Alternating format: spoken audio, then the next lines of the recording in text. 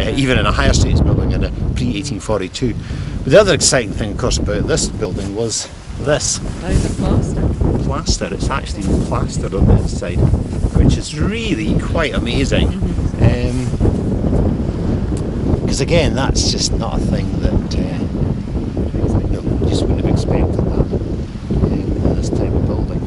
But so, are they sure of the date then of this?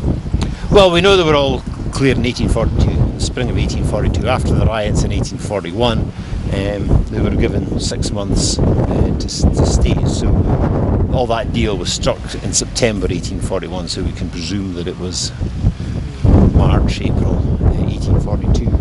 All these big signs down here were built from the storage of these houses, and obviously had comfort. We weren't absolutely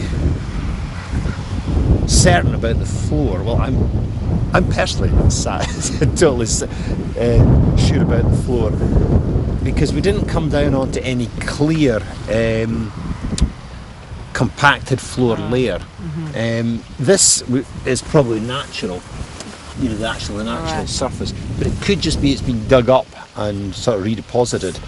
It's hard to say, but there's still a lot of charcoal you see in this layer as well, and there is the possibility that there could be a wooden floor in this building. But obviously the trenches would have to be extended to the side to see where the cross beams fitted in. But that so usually it would have been a stone or a compacted. Stone or mostly a compacted floor of clay, clay type soil. But there was no absolutely clear evidence of that. Sometimes cobbled floors where the stones were laid and then the clay on top. But there's nothing. What's this big stone? Well, in archaeology, if a stone goes into the bank at the side of your trench, you leave it. You don't take it out. These are the rules. Yes, that's the rules. I wanted to take that one out because it just annoyed me. But no, not allowed to do that. Right. That's actually if it goes into the bank.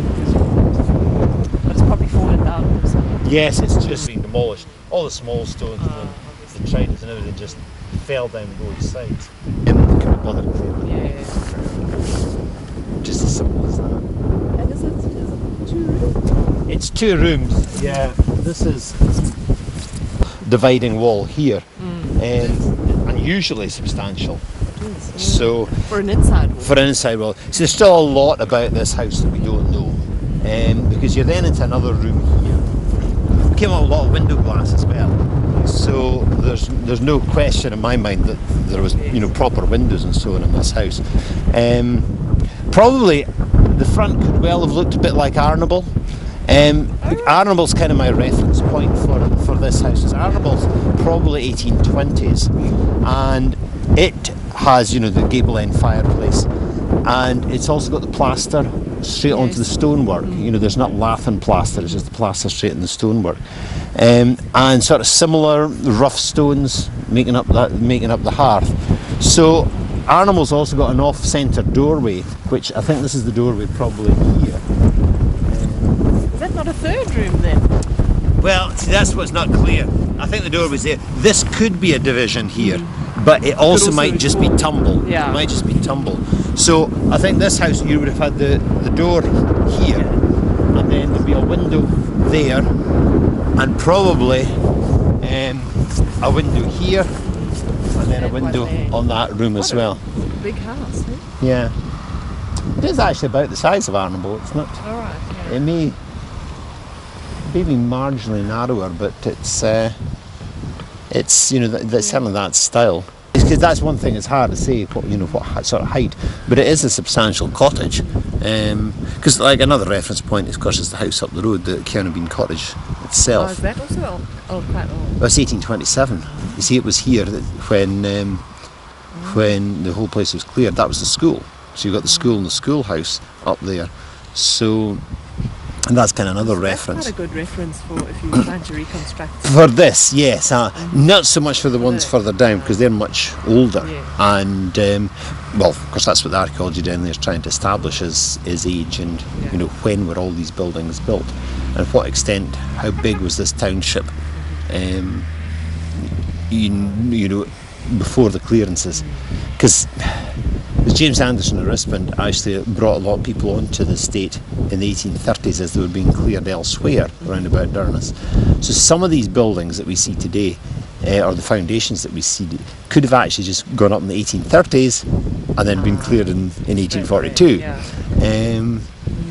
So this one feels like a newer one. Yeah, it's just because it's so regular. It's very well built, and somebody, presumably working for James Anderson at Rispond, had done well, and this was their house that they'd put time and effort and money into it, presumably because they saw their future as being secure. And that's quite possible. Maybe the original builder of this house, finished off their life here, and it was all good and everything was going well.